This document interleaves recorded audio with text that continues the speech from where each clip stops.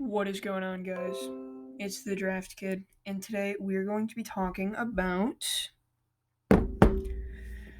a few things. We're going to be talking about an entire division and their offseason moves. The first team we're going to talk about here is the Arizona Cardinals.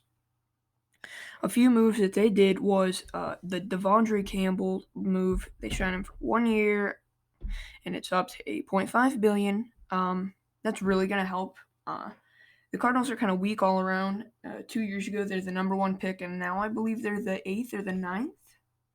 Okay, and that's not good. I mean, it's a good improvement, but we need to be more realistic here. And yeah, they really needed that for A, depth, and B, just to let their players get rest. Okay, they grabbed Kenyon Drake. Okay, what this is doing is this is giving them a running back. Very important. Kenyon Drake was terrible on the Dolphins, if I'm going to be honest with you, and he goes to the Cardinals, and I think he has found himself a home. Puts up good numbers, doesn't do anything. Obviously he's going to make fumbles, make mistakes, but he looked good in this Arizona offense. So that's probably a long-term kind of a thing. Larry Fitzgerald still hasn't retired. He has a contract for 1 year, up to $11 million.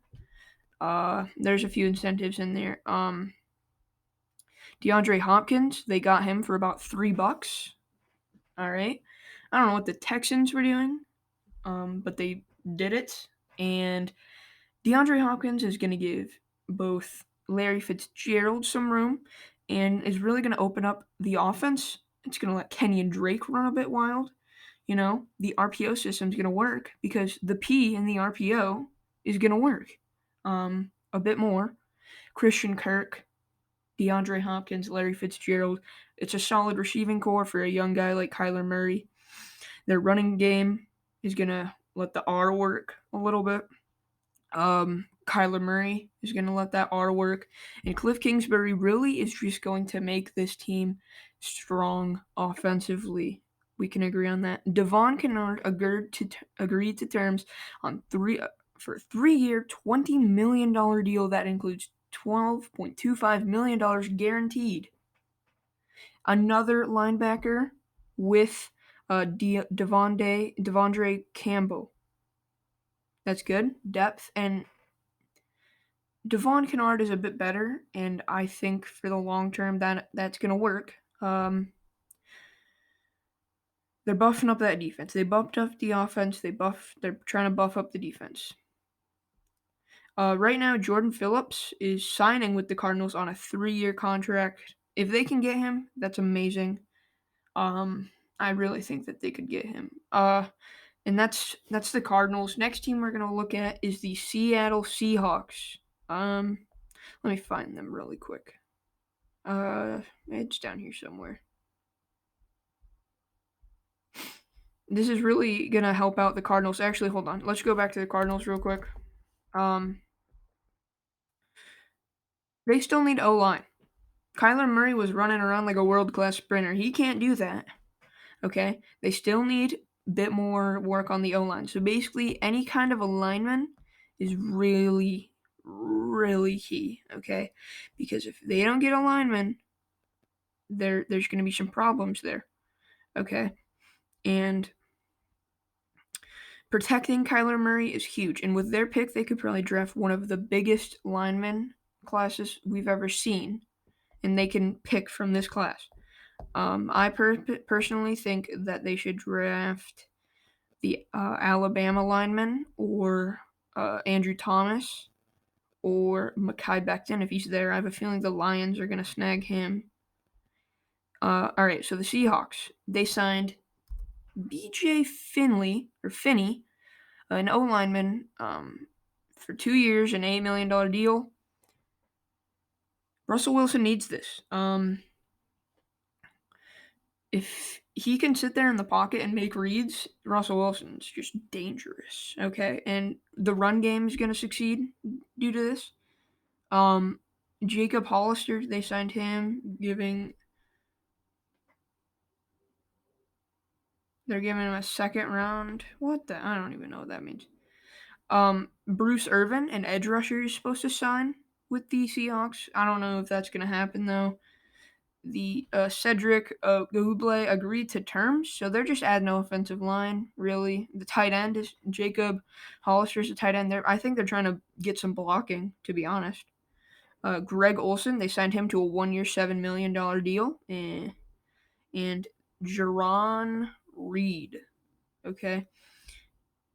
They signed him to a 2-year, $23 million deal to buff up the defensive line. The Seahawks are kind of in a crisis, okay? Russell, the offense is deteriorating, but not gone.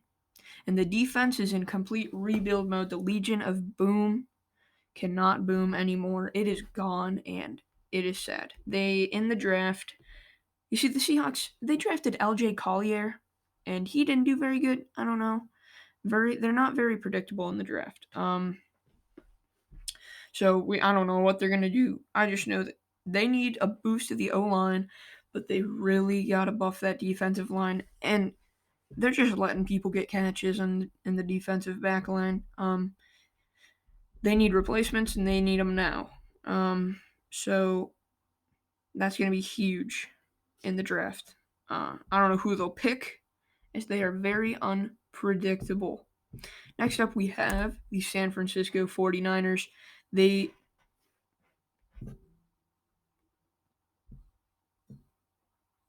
Okay. What the heck? They signed Mr. Eric Armstead.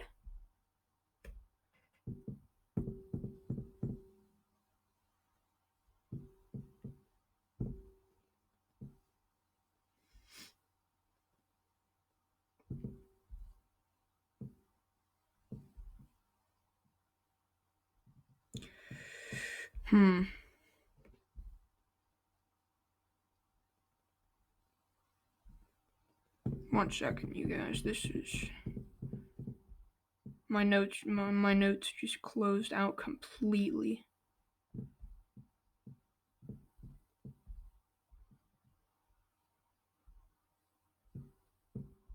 Okay, they signed Eric Armstead. Re-signed him to a 5-year deal worth up to $85 million.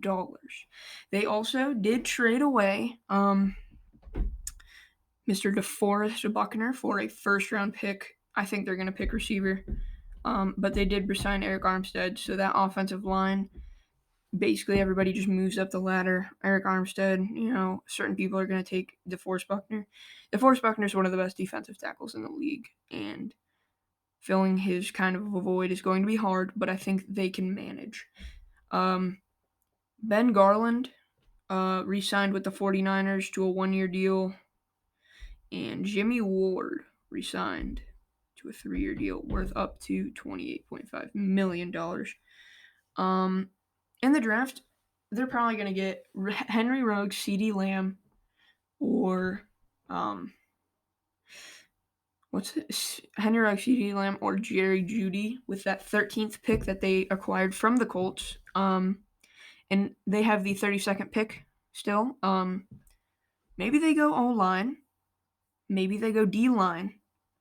But I think that they grab one of those 3 receivers, and then they draft Raekwon Davis or maybe Josh Jones or an offensive lineman slips into their fingers, letting them pick that guy up. The next up, we have the Los Angeles Rams. They agreed to terms on a new deal with Austin Blythe, an O-lineman. They got Leonard Floyd to a 1-year, $10 million fully guaranteed deal. That's huge, I guess. Not really though. It's just a quick stint. A'Shawn Robinson got a 2-year deal for $17 million. Just another defensive tackle. Andrew Whitworth, a veteran offensive lineman, signed a 3-year, $30 million contract that includes $12.5 million guaranteed and has a max value of $37.5 million. I do think that the Los Angeles Rams missed out. After losing the Super Bowl to the New England Patriots last year, um, they fell apart. They really did. They had a chance with the contract of Jared Goff, and they failed. And they got to the Super Bowl, but they couldn't win. Jared Goff is now discouraged. It feels like their head coach lost his fire, and the team really lost his fire. They lost to the Dallas Cowboys. I'm a Dallas Cowboys fan, but they lost to us, and we are a terrible team, or were, depending on what happens. Um, and that's just not going to cut it, really.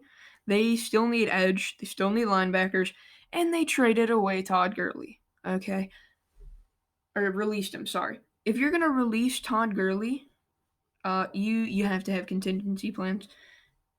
And they actually released him like maybe a few days or a few hours before a team bonus happened, and they would have had to pay him insane amounts of money. So they released him, and they signed. If you don't remember, they signed him to an insane contract due to the season that he had, and well, it looks like that's over. I mean, he's just declining. He got a knee injury. It's just not looking good for him. The Rams are struggling severely, and free agency and the draft is a place for them to fix that, and they need to do that, or next season will not go well. That is all for me, and like and subscribe